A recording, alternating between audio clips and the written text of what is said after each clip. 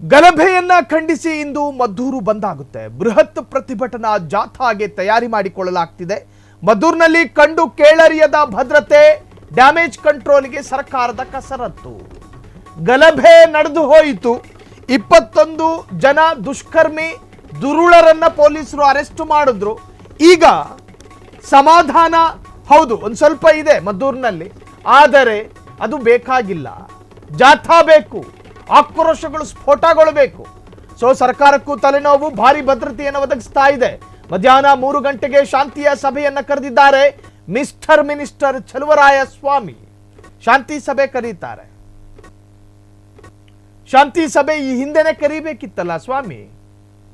ಈದ್ ಮಿಲಾದ್ ರ್ಯಾಲಿಗೂ ಮುನ್ನ, ಗಣೇಶ ವಿಸರ್ಜನೆ ರ್ಯಾಲಿಗೂ ಮುನ್ನ ಒಂದು ಶಾಂತಿ ಸಭೆ ಕರಿಬೇಕು ಅನ್ನೋ ಕಾಮನ್ ಸೆನ್ಸ್ ಇಲ್ವೇನಯ್ಯ ಚಲುವರಾಯ ಸ್ವಾಮಿ? ಈ ಕರೆದೇನು ಪ್ರಯೋಜನ? ಯಾವ ಪುರುಷಾರ್ಥಕ್ಕೆ ಈ ಕರೆಯೋದು? ಕಾದಿರುವ ಕಿವಿಗಳನ್ನ ತಣಿಸೋ ಕೆಲಸ ಮುಂಚೆ ಆಗಬೇಕು. ಕಾದಿರುವಂತಹ ಕಿವಿಗಳಿಗೆ ಮತ್ತೆ ಸೀಮೆಣ್ಣೆ ಸುರಿಯೋದು ಅದ ಎಲ್ಲ ಘಟನೆಗಳು ನಡೆದ ನಂತರ. ಈಗ ಕರೆದು ಯಾವ ಪ್ರಯೋಜನವೂ ಇಲ್ಲ.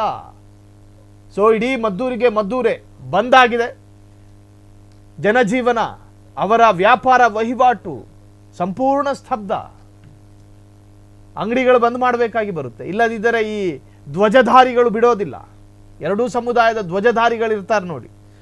ಪ್ರತಿಯೊಂದು ಗಲಭೆಯಲ್ಲೂ ಮಧ್ಯಪ್ರವೇಶ ಮಾಡಿ ಧ್ವಜಧಾರಿಗಳು ಬರ್ತಾರೆ. ಧ್ವಜನ ಕೈಯಲ್ಲಿ ಹಿಡ್ಕೊಂಡು, ಬಂದ್ ಮಾಡಲ್ವೇನಯ್ಯ, ಇವತ್ತು ಬಂದಿಗೆ ಕರೆ ಕೊಟ್ಟಿದ್ದೀವಿ, ಬಂದ್ ಮಾಡಿದ್ರೆ ಹೆಂಡತಿ ಮಕ್ಕಳು ಉಪವಾಸ ಇರ್ತಾರೆ ಅನ್ನೋದನ್ನ ಹೇಳಿದ್ರೂ ಕೂಡ ಕೇಳಿಸಿಕೊಳ್ಳದ ನಿರ್ಭಾವುಕ ಸ್ಥಿತಿಗೆ ಈ ಧ್ವಜಧಾರಿಗಳು ಬಂದಿರ್ತಾರೆ.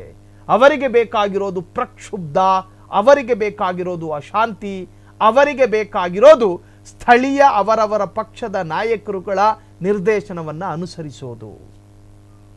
ಮದ್ದೂರು ಪ್ರಕ್ಷುಬ್ಧಗೊಂಡಿದೆ, ಅಕ್ಷರಶಃ ನಲುಗಿ ಹೋಗ್ತಾ ಇದೆ. ಈಗಾಗಲೇ ಚಲುವರಾಯ ಸ್ವಾಮಿ ಅವರು ಶಾಂತಿ ಸಭೆಯನ್ನು ಕರೆದವರಂತೆ. ಎಲ್ಲ ಆದ ನಂತರ ಏನೇನು ಆಗಬೇಕಾಗಿತ್ತೋ ಎಲ್ಲವೂ ಆಗಿ ಹೋದ ನಂತರ ಶಾಂತಿ ಸಭೆ ಯಾವ ಪುರುಷಾರ್ಥಕ್ಕೆ? ಈದ್ ಮಿಲಾದ್ ರ್ಯಾಲಿಗೂ ಮುನ್ನ ಒಂದು ಶಾಂತಿ ಸಭೆ ಕರಿಬೇಕಾಗಿತ್ತು. ಗಣೇಶ ವಿಸರ್ಜನೆ ರ್ಯಾಲಿಗೂ ಮುನ್ನ ಒಂದು ಶಾಂತಿ ಸಭೆಯನ್ನ ಕರಿಬೇಕಾಗಿತ್ತು. ಸಂಬಂಧಪಟ್ಟಂತಹ ಮಸೀದಿ ಮಂದಿರಗಳ ಮುಂದೆ ಪೊಲೀಸ್ ಬಂದೋಬಸ್ತ್ ಇರಬೇಕಾಗಿತ್ತು. ಏನೊಂದು 2 ಮುರಿದೋಗ ಕಡ್ಡಿಗಳನ್ನ ಕೊಟ್ಟು 2 ಕಾನ್ಸ್ಟೇಬಲ್ಗಳನ್ನ ನಿಲ್ಲಿಸ್ತೀರಿ ನೀವು. ಆ ಕಾನ್ಸ್ಟೇಬಲ್ಗಳು ಟೀ ಬ್ರೇಕು, ಲಂಚ್ ಬ್ರೇಕು ಅಂತೇಳಿ ಆ ಸಂದರ್ಭದಲ್ಲೇ ಇರೋದಿಲ್ಲ. ಹಿಂಗಾಗಬಾರದಿತ್ತು ಪೊಲೀಸ್ ಇಲಾಖೆಯಲ್ಲಿ. ನಿನ್ನೆ ಪ್ರಕ್ಷುಬ್ಧವಾಗಿ ಗಲಾಟೆಯಾದಂತಹ ಸ್ಥಳದಲ್ಲಿ ಎಷ್ಟು ಪೊಲೀಸರಿದ್ರು ಅನ್ನುವಂತಹದ್ದು ಪ್ರಶ್ನೆ. ಎಷ್ಟು ಜನ ಪೊಲೀಸರಿದ್ರು?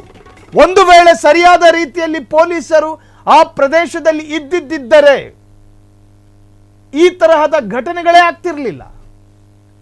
ಈಗ ಶಾಂತಿಯ ಸಭೆ, ಶಾಂತಿ ಮಂತ್ರ ಜಪಿಸೋದು,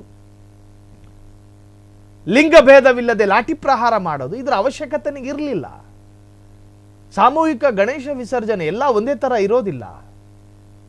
ಗಣೇಶ ವಿಸರ್ಜನೆಯ ಸಂದರ್ಭದಲ್ಲಿ ಎಲ್ಲರೂ ಒಂದೇ ತರ ಇರೋದಿಲ್ಲ.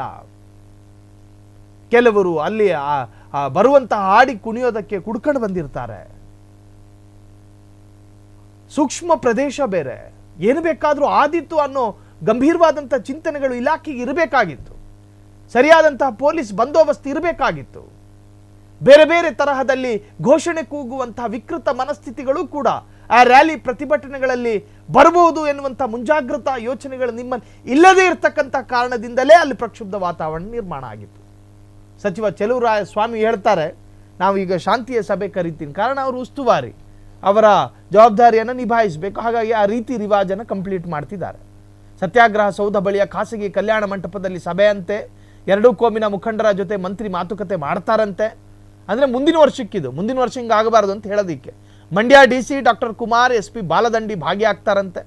ಇನ್ನು ಗಲಭೆ ಖಂಡಿಸಿ ಇಂದು ಮದ್ದೂರು ಬಂದಾಗ್ತಾ ಇದೆ. ಈ ಬಂದಿನ ಹೊತ್ತಲ್ಲೇ ಚಲುವರಾಯ ಸ್ವಾಮಿ ಅವರು ಶಾಂತಿಯ ಸಭೆಯನ್ನು ಕರೆದಿದ್ದಾರೆ.